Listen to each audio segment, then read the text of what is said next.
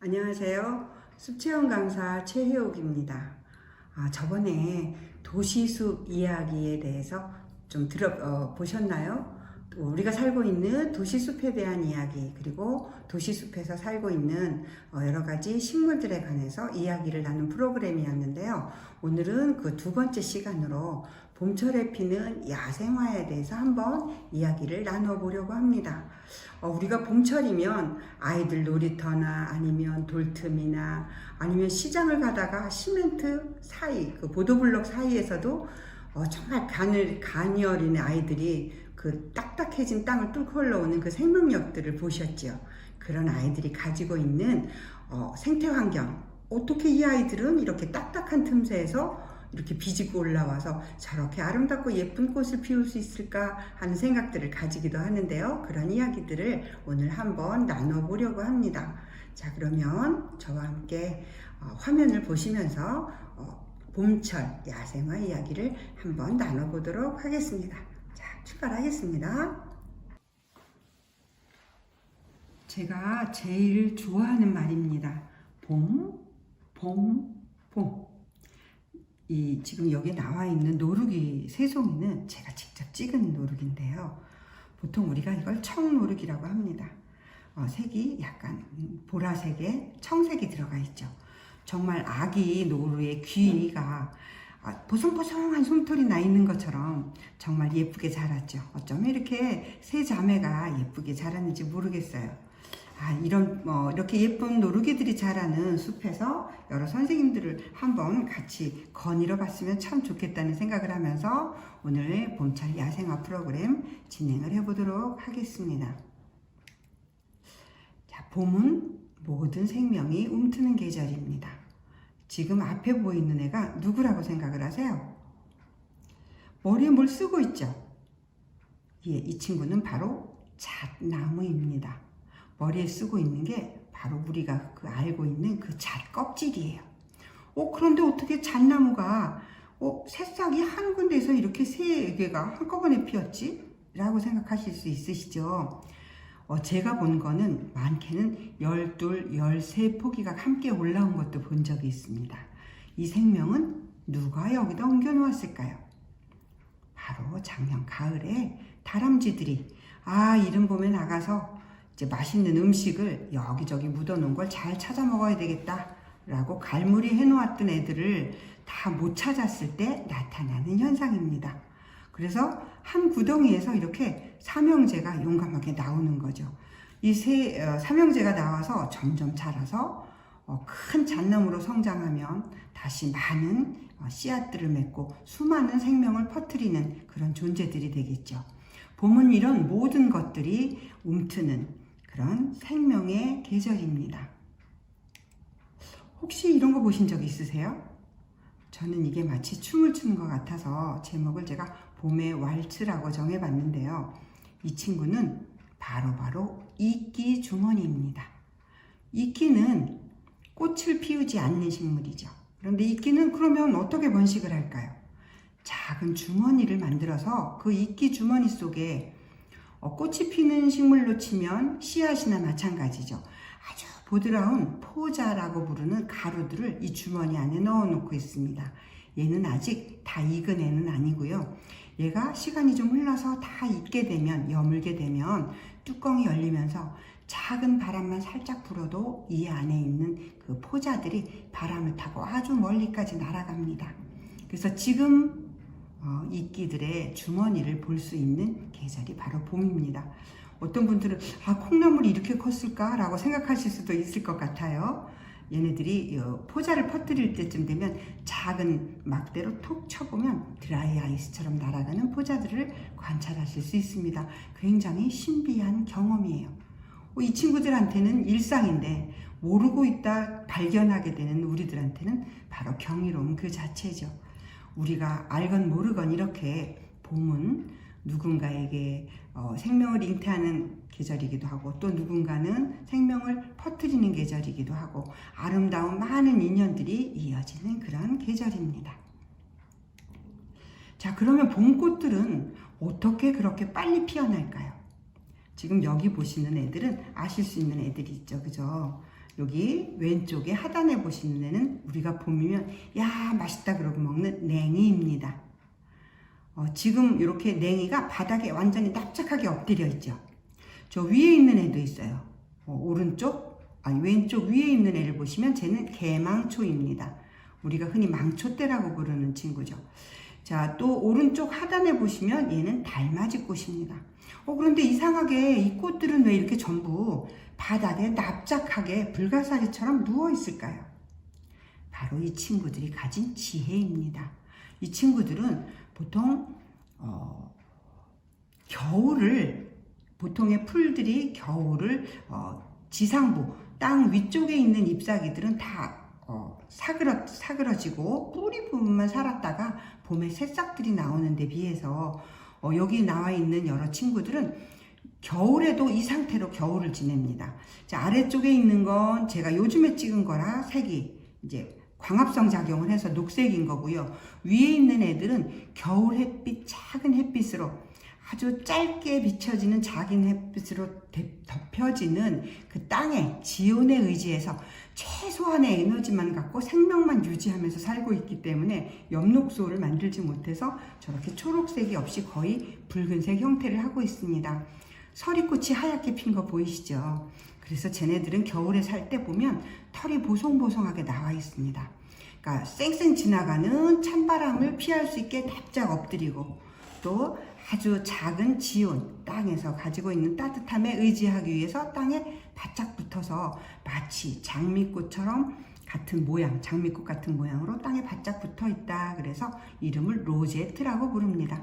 또 어떤 분들은 이것을 방석 같다. 그래서 방석 식물이라고도 부르지요. 그래서 얘네들은 새싹을 언제 피우냐 하면 우리가 먹는 냉이도 새싹들이 가을에 나오기도 합니다. 그래서 가을에 나와서 모진 겨울을 견디고 그리고 봄에 꽃부터 얼른 피운 다음에 잎을 피웁니다. 그래서 다른 풀들이 잎을 피우기 전에 얼른 햇빛을 받기 위해서 얘네는 그 모진 겨울을 감내하고 있는 식물들이죠. 정말 대단한 식물들의 전략입니다. 그렇게 빨리빨리 꽃을 피워서 다른 애들보다 더 많은 햇빛을 받고 또 더 많은 번식을 하기 위해서 달맞이꽃, 냉이, 망초 같은 엄마들이 그렇게 모진 겨울을 감내하는 모습들이 옛날 우리 어머니들이 전쟁, 6.25 전쟁 견디고 기아 견디고 정말 자식들 키우느라고 고생한 우리 어머니들 모습 같아서 가끔 볼 때 마음이 짠해지는 경우도 있습니다. 그래서 그 겨울을 모질게 감내했기 때문에 봄의 냉이국이 그렇게 향기로운 거예요. 그 안에 보여지지는 않지만 향기를 머금은 그런 삶을 살게 되는 아이들이죠. 그래서 우리가 흔히 로제트라고 부르는 아이들이 이렇게 봄꽃을 피우는 전략을 나름대로의 특별하게 지니고 있답니다. 자, 또 봄이 되면 이렇게 다른 애들은 잎이 피고 꽃이 피는데 여기 있는 애들은 어떻게 꽃만 먼저 피었어? 이러는 식물들도 있습니다. 자, 이렇게 잎이 피기 전에 꽃만 먼저 피는 애들은 대부분 숲 그늘에 사는 아이들입니다. 숲 그늘에 사는 아이들은 큰 나무들이 잎을 피울 때 같이 잎을 피워서 경쟁하다 보면 매개곤충, 자기들을 결혼할 수 있게 만들어주는 중매쟁이를 만나기도 어렵고 또 따뜻한 햇살을 듬뿍 받기도 어렵습니다. 그래서 얘네들은 꽃봉오리나 특히 이제 오른쪽 하단에 있는 노랗게 핀 생강나무라는 꽃 같은 경우를 보면 겨울에 꽃망울을 단단하게 아주 동그랗게 통통하게 불리고 있습니다. 그러다가 봄빛만 건듯하면 탁 꽃망울을 터뜨려서 바로 꽃을 피워내죠. 숲 그늘에 사는 식물들은 큰 나무들이 그늘이 생기기 전에 얼른 꽃을 피워서 번식을 하려고 합니다. 그래서 번식을 먼저 하고 성장을 나중에 하는 거로 전략을 바꾼 거죠. 그러니까 다른 나무들이 잎을 피우고 꽃을 피우는 데 반해서 이런 식물들은 꽃을 먼저 피워서 번식부터 하고 그리고 그 다음에 자기를 성장해 나가는 그런 구조를 가지고 있는 아이들입니다. 우리가 눈여겨보면 이렇게 숲 그늘 아래서 홀로 외롭게 이렇게 그 숲속에서 살아가는 아이들도 있습니다. 우리가 사랑스러운 눈으로 바라봐주면 더 많은 에너지를 가지고 더 행복하게 살 수 있겠죠. 봄숲에 나가시면 한번 마음을 가지고 이렇게 눈여겨보시면 그런 아름다운 꽃들이 마음속으로 들어옵니다. 이렇게 잎보다 먼저 꽃을 피우는 식물들을 아마 올 봄에는 보실 수 있을 거라고 생각을 합니다. 여기에 있는 친구는 바로 복수초라는 친구입니다. 많은 분들이 복수초라 그러면 약간 으스스한 느낌을 갖죠, 그죠? 근데 복수라는 말은 무슨 원한이 맺혀서 복수를 한다 그런 뜻의 복수가 아니라 얘가 복복자에 목숨 숫자를 씁니다. 그래서 뭐죠? 복이 있고 장수하는 그런 의미로 쓰입니다. 근데 이 복수초는 아주 얼음 속에서도 핍니다. 그래서 사람들은 우리말로는 얼음새 꽃이라고도 부릅니다. 저는 개인적으로 복수초라는 이름보다는 얼음새 꽃이라는 이름을 더 좋아하는데요. 이 얼음 사이에서도 피는 꽃은 굉장히, 지금 제가 찍은 곳은 얼음이나 눈은 없습니다만 눈이 있는 곳에서 피는 꽃들은 얘네들이 오목 렌즈 역할을 합니다. 지금 꽃들이 약간 안쪽으로 이렇게 오므려져 있죠. 실제로 제가 이 꽃을 찍을 때 그늘을 지어서 찍어서 그렇지, 지금 요 끝에 보시면 꽃을 끝이 하얗게 보이는 부분이 있죠. 이것들이 바로 빛이 반사돼서 그렇습니다.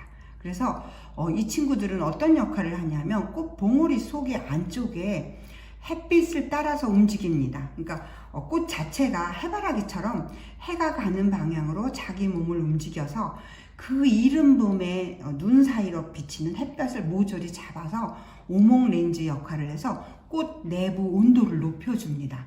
그러면 이때는 아직 벌이나 이런 아이들이 날아다니기 전이라 꽃등에라고 벌을 흉내낸 파리 종류 애들이 날아다니는데, 그 애들도 온도가 한 15도 정도 돼야지 겨우 날 수 있는 정도거든요. 그런데 그 친구들을 불러서 결혼을 하려고 수분을 맺으려고 하면 따뜻한 것을 제공하는 게 최고겠죠. 추운 겨울에, 이른 봄에는 따뜻함이 최고잖아요. 그래서 실제로 책을 쓰신 분들의 이야기를 읽어보면 이 꽃 안의 온도와 꽃 외부의 온도가 많게는 거의 8도에서 한 10도 뭐 이 정도 차이가 난다라고 합니다. 그래서 얘는 꿀을 가지고 있지 않습니다. 많은 분들이 꽃은 다 꿀을 가지고 있다라고 생각하잖아요, 그죠? 복수초는 벌이나 나부리를 부르는 게 아니라서 꿀을 가지고 있지 않고 다만 저렇게 수북하게 나와 있는 꽃술에 꽃가루를 잔뜩 달고 있습니다. 그래서 따뜻한 안식처를 제공해서 꽃 등에를 불러서 꽃가루도 나누어주고, 그리고 꽃들도 씨앗을 맺을 수 있게끔 그 암술 부근을 따뜻하게 해서 번식률을 높이는 그런 역할을 합니다. 그래서 얼음 속에서 피는 이 얼음새 꽃은 자기 몸 안의 온도를 높여서 매개곤충도 부르고 자기 자신도 따뜻하게 해서 더 많이 번식할 수 있는 그런 여건을 가지고 있습니다. 그래서 정말 대단한 전략을 가진 꽃이지요, 그죠? 자, 여기 보이는 친구는 제가 그래서 아까 복수초를 눈 속에서 나온 걸 안 해서 이 친구를 눈 속에서 나온 애를 데리고 왔습니다. 자, 왼쪽에 있는 애는 뭘까요? 오른쪽에 있는 애는 잎사귀 같은데 왼쪽에 있는 애가 바로 꽃이랍니다. 얘는 불연포라 그래서 망토처럼 생긴, 단단하게 생긴, 어떻게 보면 껍질 같은 애를 뒤집어 쓰고 있는데 그 안쪽에 약간 노릇노릇하게 보이는 애들이 있죠. 그게 꽃가루입니다. 얘는 애기 앉은 부채라고 하는데 독이 상당히 많은 식물입니다. 이 친구도 잎을 피우기 전에 꽃을 피워서 번식을 먼저 서두르는 친구인데요. 이 친구도 보시면 아까 복수초처럼 얼음새 꽃처럼 바깥 온도와 안의 온도가 차이가 상당히 많이 납니다. 그래서 애기 앉은 부채가 나와 있는 부근에, 복수초가 나와 있는 부근에는 그 온도 때문에 이렇게 얼음이나 눈들이 녹습니다.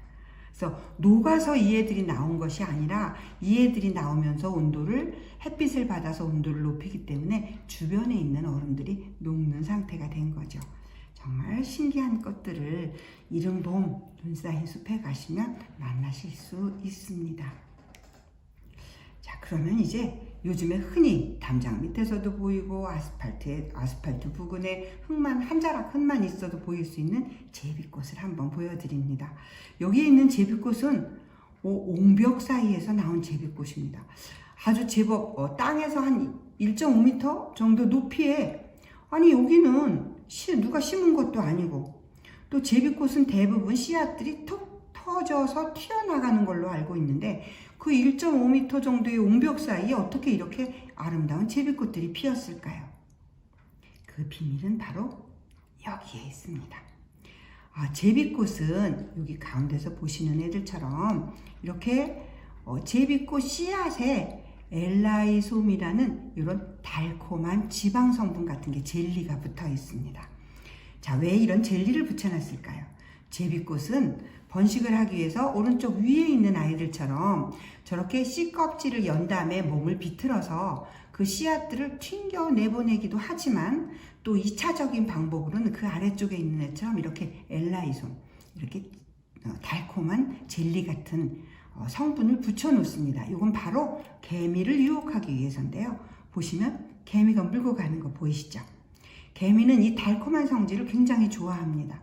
저희가 이것을 입에 넣어봤는데요. 약간 제 느낌에는 약간 그 항정쌍을 먹을 때 아삭한 것 같이 그런 아삭한 느낌이 있는데 달콤한 맛이 납니다.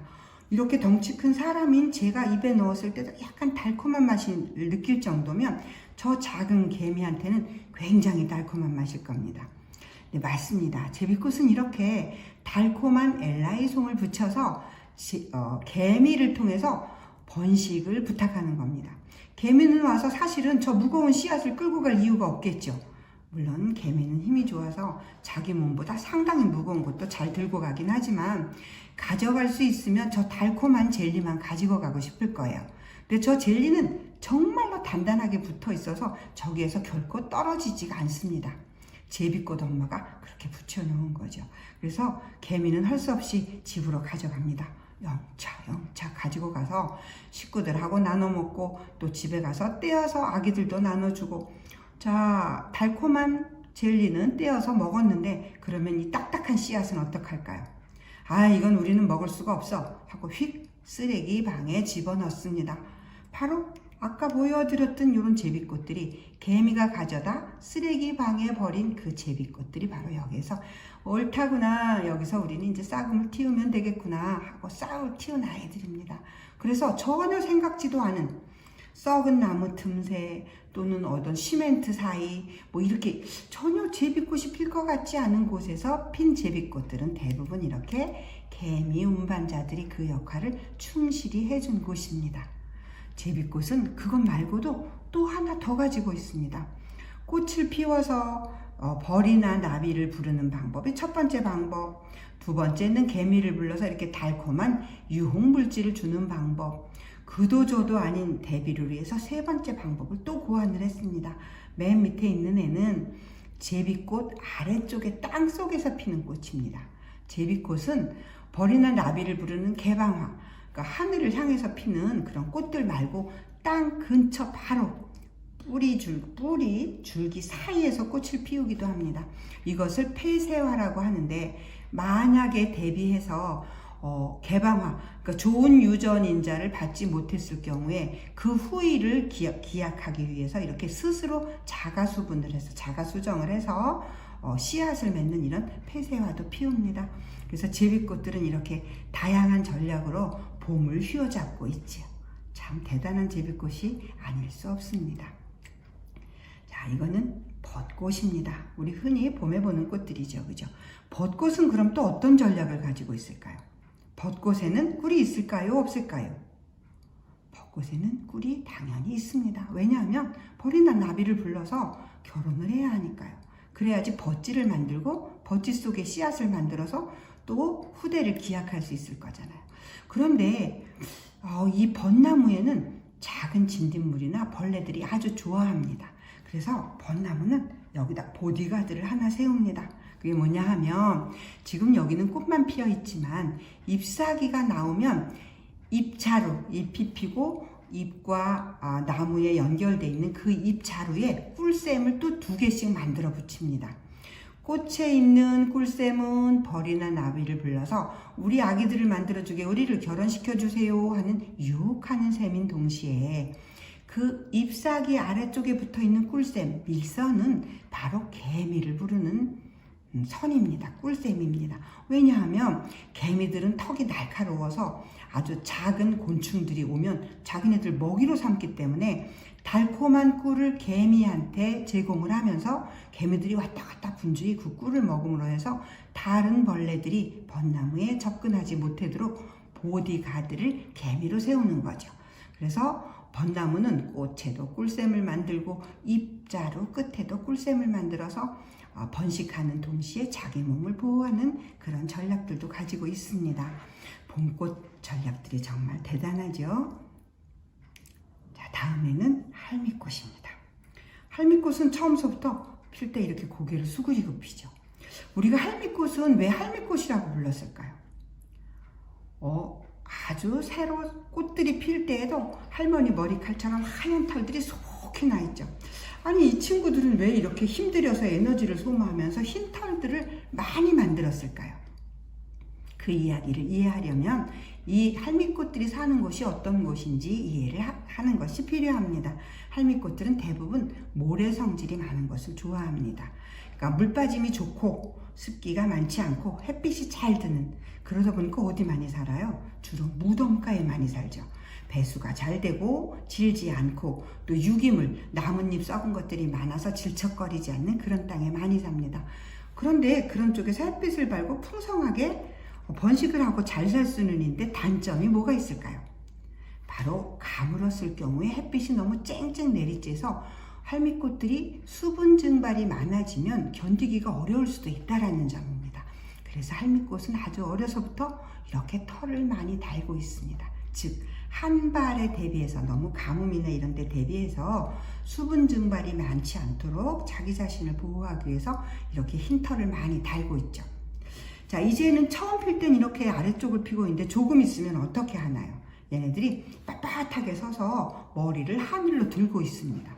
왜 그럴까요?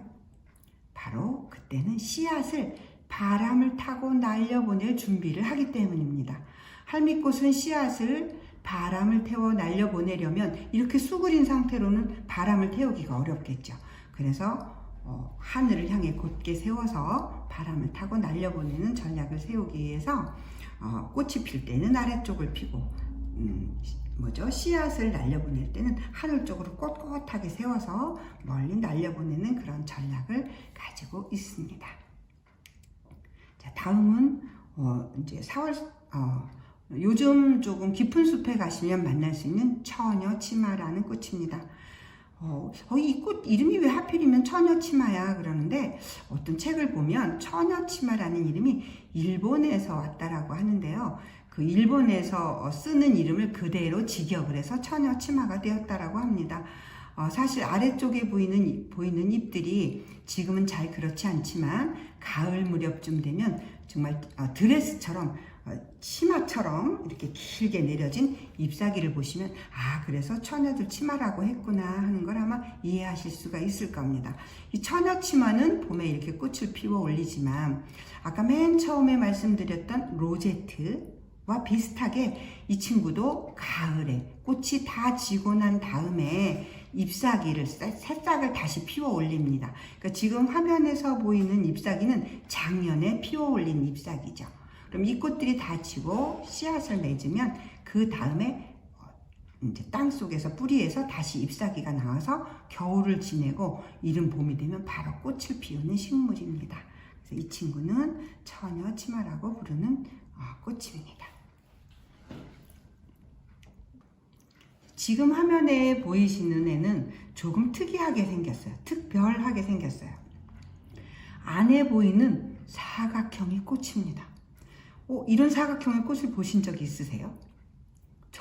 제가 본 거는 이렇게 사각형 비슷하게 꽃이 핀 건 이 꽃밖에 못 본 것 같아요. 이 친구는 괭이눈이라고 부르는 친구입니다. 괭이눈은 저 사각 네모 꽃 안에 작은 꽃술들이 노랗게 보이시죠? 그 꽃술을 달고 있는데, 제가 화면으로, 사진으로는 이렇게 크게 보이지만 사실 숲에 가서 보면 이 애는 생각보다 아주 작습니다.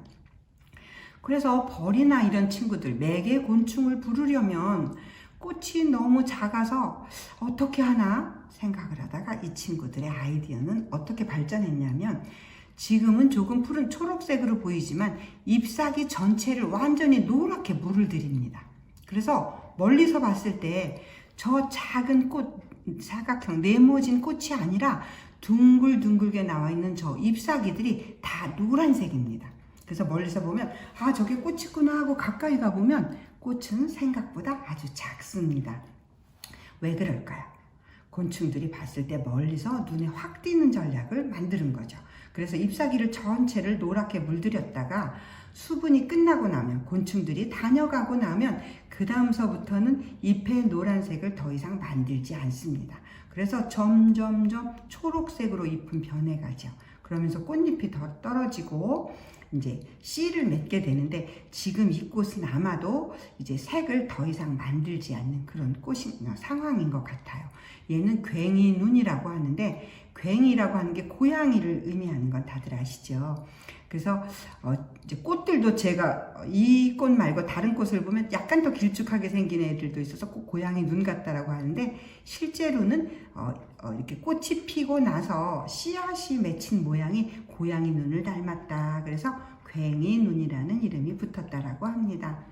그래서 뭐 괭이눈 말고도 숲에는 여름철에 보면 다른 식물들도 이렇게 잎을 꽃처럼 색을 변화시키는 꽃들도 있지만, 봄에 만나는 식물 중에서는 이 괭이눈이 아마 유달리 눈에 노란색으로 뜨일 거라고 생각을 합니다. 정말 예쁘고 앙증맞은 꽃이에요. 자, 다음은 얼레지입니다. 얼레지 그러면 대부분 옛날에 저 이미자 선생님이 불렀던 무슨 엘리지의 여왕인가 뭐 그런 거 있죠. 얼핏 그런 걸 생각을 하세요. 근데 얘는 얼레지라는 꽃입니다. 봄에 국으로도 끓여 먹었다는 이야기도 있어요. 약간 미끌미끌한 미역국 같은 느낌이 난다라고 어떤 선생님이 말씀을 하시더라고요. 자, 근데 이 꽃은 희한하게 이렇게 땅을 보고 피어 있고요. 잎이 이렇게 위쪽으로 활짝 열려져 있습니다. 저는 이 꽃을 보면서 뭘 연상을 했냐 하면 옛날 중세시대에 수녀님들이 이렇게 썼던 그런 관 같은 그런 걸 연상을 해서 굉장히 단아하다, 아주 뭐라 그럴까, 꼿꼿한 절개 막 이런 거를 저는 연상을 했거든요.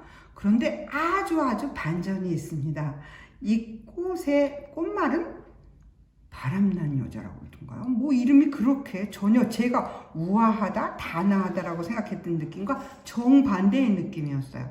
그래서 왜 그랬을까 생각을 하고 보니까, 아마도 그렇게 이름 지으신 분은 이 꽃잎을 위로 젖힌 게 약간 치마를 걷어올린 것 같은 그런 느낌을 받으셨던 것 같아요. 여기 보면 아래쪽에 꽃술을 아래로 늘어뜨리고 있죠. 그런데 이 꽃술 위쪽을 살펴보시면 그 무늬가 보입니다. 페랭이 꽃처럼 꽃 중심부에 이렇게 자주색 뾰족뾰족한 무늬가 보이죠.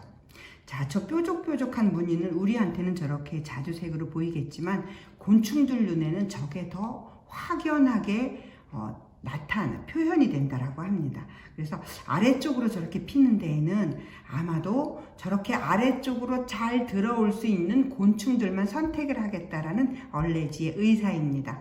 불필요한 곤충들이 와서 내 꿀을 가져가는 건 용납하지 않아. 나는 나의 씨앗들을 옮겨줄 내가 선택한 곤충들만 부를 거야.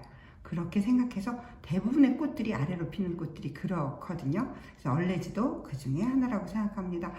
청태산에 가시면, 봄에 가시면 이렇게 아름다운 얼레지 꽃밭을 보실 수가 있습니다. 이것들이 군락을 이루고 있는데 보시면 정말 화려한 군무를 보는 느낌이 듭니다. 정말 아름다운 천상의 화원이에요, 말 그대로. 자, 여기에 보이는 애는 족두리 풀이라는 친구입니다. 잎사귀는 조금 아직 덜 핀 상태에서 찍은 사진인데요. 아래쪽에 보시면 왼쪽에 자주색이 있죠. 제가 꽃이에요. 얘는 꽃이 고개를 숙이고 아래로 피는 게 아니라 아예 꽃 자체가 거의 아까 제비꽃, 폐쇄화 피는 것처럼 얘는 아예 땅 가까운 근처에서 핍니다. 말이 꽃잎이라고 하지, 꽃잎처럼 보이는 부분은 사실은 꽃 받침이 변화한 거고요. 그 안에 꽃가루가 연노랑으로 보이는 꽃가루들이 보이시죠? 꽃술이. 그 꽃술이 있는 그 둥근 주머니 같이 생긴 게 꽃입니다. 그런데 이 꽃들이 마치 예전에 그 족두리를 닮았다. 그래서 이름이 족두리 풀이라는 이름이 붙었는데요. 이 족두리 풀은 독성이 있습니다. 독이 약이 되기도 해서 이 뿌리는 세신이라고 해서 한방에서 쓰이기도 하는데 얘는 어쨌든 독성 식물입니다. 근데 봄에 나올 때 잎사귀들이 아주 먹음직스럽게 나물처럼 나와서 이것도 먹을 수 있느냐고 가끔씩 뜯어 가지고 와서 물어보시는 분들이 있는데 아주 주의하셔야 됩니다. 그런데 얘는 왜 이렇게 꽃을 아래로 필까요? 얘도 아까 말씀드린 것처럼 바로 개미를 부르기 위해서 이렇게 아래쪽에 핍니다. 만약에 얘가 저 위쪽으로 하늘을 향해서 피었다면 나비나 벌을 불러야 되겠죠. 그래서 얘는 코를 대고 냄새를 맡으면 약간 우리가 향기라고 부르기보다는 냄새라고 불러야 옳은 그런 향기들이 납니다. 그래서 얘는 씨앗에다 어떤 걸 붙여놨냐 하면 아까 제비꽃은 달콤한 젤리 같은 걸 붙여놨는데 얘는 우무질이라 그래서 젤리 같은 거를 씨앗에 씌워놨어요. 그래서 그것을 먹으러 개미들이 옵니다. 그래서 개미들을 통해서 번식을 하는데 유일하게 이 독초에다 알을 낳는 친구, 즉 어린 애벌레가 이 독초를 먹는 친구가 있습니다. 바로 애호랑나비라는 나비인데요. 그 애호랑나비 애벌레는 꼭 먹이 식물이 이 주방울덩굴과의 족두리풀입니다. 그래서 이른 봄에 족두리풀 잎사귀 뒷면을 잘 살펴보시면 애호랑나비의 알들을 발견하실 수가 있습니다. 그래서 애호랑나비의 애벌레들은 알에서 부화해서 어떤 때 알이 10개가 붙어 있다 그러면 그 근처에 애벌레가 10마리가 있는 걸 발견할 수가 있어요. 굉장히 재미있는 경험이 되기도 하는데요. 숲에 가면 한번 눈여겨보시기 바랍니다. 여기 나오는 애는 참 예쁜 꽃을 가졌죠. 꽃잎에 주름을 정말 정교하게 접어놔서 아주 예쁜 그런 무늬를 가지고 있는 꽃입니다. 얘는 주로 습지 근처에서 자라는데요. 이름이 동의나물입니다. 많은 분들이 혼동을 하세요. 동의나물 그러면 나물이니까 먹는 거구나 라고 생각을 하기 쉬운데 얘는 독성이 있는 독초입니다. 아름다운 꽃, 예쁜 잎사귀를 가졌죠.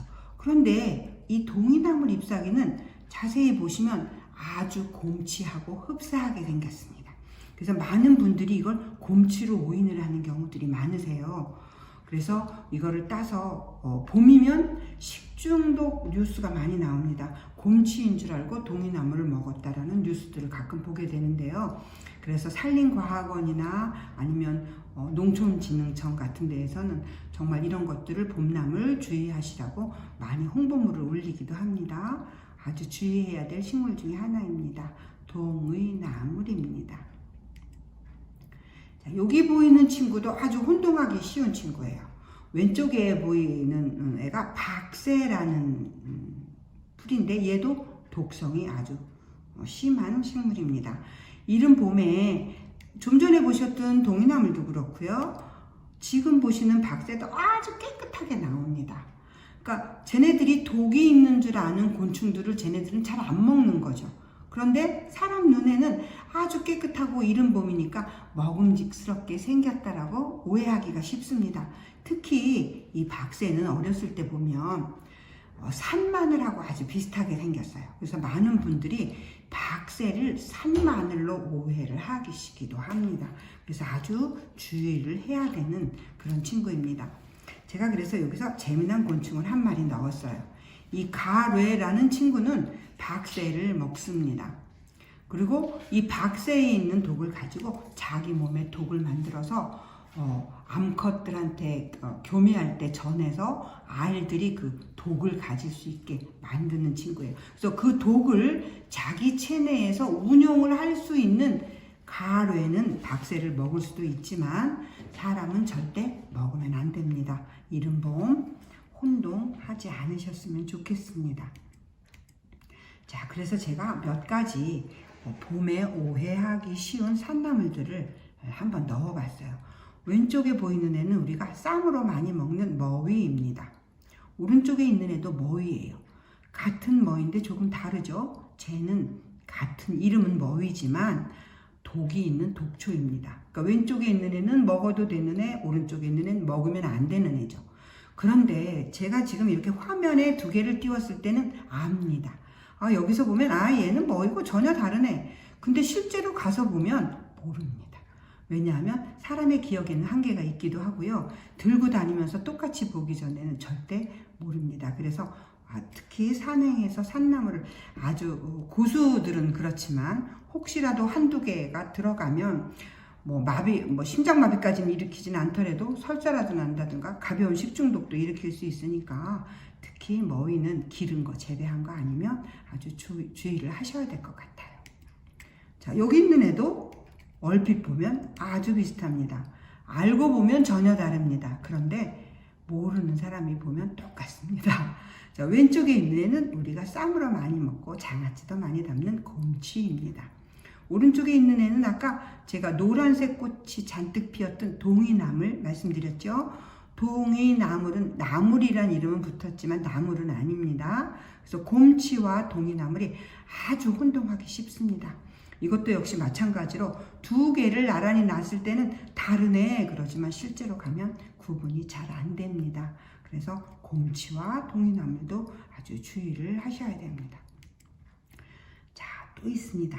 우리가 당귀는 향긋해서 잎사귀를 말려서 당귀떡을 만들어 먹기도 하고요. 또 쌈나물로 먹기도 하는데 구리대, 개구리대라는 애가 있습니다. 이거를 이제 공부를 하는 사람들은 잎사귀 난 잎차례를 보고 분류를 합니다. 삼출엽, 그래서 구리대 같은 애들은 이렇게 3개씩 잎사귀가 나는 데 비해서 조금 다른데, 그렇지만 저희들도 가끔 가보면 얘가 당귀인지 개구리대인지 구별이 안 갈 때가 많거든요. 그래서 정확히 알지 않으면 아주 헷갈리기 쉬운 식물입니다. 그래서 약초와 독초, 그러면 이거를 잘 구별을 하셔야지 됩니다. 또 있습니다. 특히 구별이 어려운 것, 산마늘과 은방울꽃입니다. 아주 비슷하죠. 이건 화면으로 봐도 비슷합니다. 은방울꽃은 아주 독이 심해서 얘는 심하면 심장마비를 일으킬 수도 있다 그러는 맹독성 식물입니다. 꽃은 아주 향기롭고 아래쪽을 펴고 비어서 향수의 원료로 쓰이기도 하는 아주 아름다운 꽃이어서 저도 화단에 재배를 하고 있기는 한데 사실 보면 잎사귀가 좀 다릅니다. 아는 사람은. 그런데 숲에서 다른 풀들 사이에서 만나면 거의 구별이 안 됩니다. 그래서 산마늘과 은방울꽃도 아주 주의를 하셔야지 됩니다. 한 가지 더 있습니다. 얘네는 이름도 똑같이 나물입니다. 우산나물, 삿갓나물. 우산나물은 알고 보면 털들이 조금 있고 삿갓나물은 좀 맨질맨질한 느낌이 있는데 달라요. 근데 이렇게 같이 놓고 봐도 비슷하죠. 숲에서 만나면 똑같습니다. 여기서 보면 비슷하고요. 숲에서 만나면 똑같습니다. 그래서 오해를 하시는 분들이 많으세요. 그래서 나물이란 이름은 붙었어도 다 먹는 건 아니다. 그리고 조심해야 된다. 비슷한 것들 정말 봄철에 주의하셔야 될 약초와 독초 구별법 몇 가지 말씀드렸습니다. 자, 이렇게 봄에 피는 야생화들이 가진 어떤 생태적인 특징, 그리고 걔네들이 생명을 번식하고 성장하는 것에 대한 자기 나름대로의 전략, 그런 것들도 한번 살펴봤고요. 봄나물 잘못 오인해서 혹시 일어날지도 모르는 식중독, 그런 것에 대해서도 한번 살펴봤습니다. 이 기회에 잘 구별하시기 바라고요. 잘 모르겠다 그러면 무조건 안 드시는 걸로 그렇게 진행을 하면 될 것 같습니다. 예, 그럼 오늘 수업은 이걸로 마치겠습니다. 수고하셨습니다. 네, 이상으로 봄철 야생화에 대해서 한번 이야기를 나눠보았습니다. 제가 맨 끝에 말씀드린 정말 봄이 되면 우리가 맛있는 산나물들을 먹는데 약초와 독초를 꼭 잘 구별하셔서 혹시 있을지 모르는 상황에 대비해 주셨으면 좋겠다는 생각을 하면서 오늘 프로그램을 마칩니다. 자, 이제 그러면 지금부터는 저희가 키트로 나누어 드리는 페랭이 꽃을 심는 방법을 한번 같이 진행해 보도록 하겠습니다. 예쁜 페랭이 꽃으로 아름답고 환한 봄을 갈무리 하시기 바랍니다. 감사합니다.